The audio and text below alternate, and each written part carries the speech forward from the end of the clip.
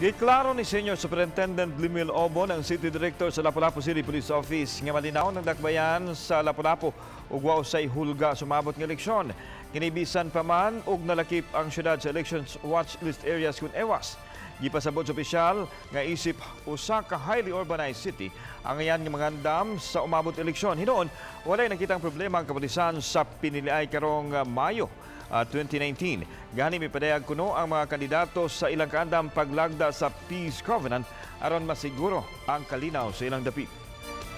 Ina-anticipate na nato kay usually man good ika nga the police when we prepare for security or something na activity we always expect for the worst.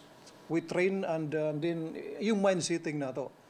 Nowadays wa patay nakitaan walay kandidato din nga nagpakita og indicator ngayon ana. Kumbaga mingaw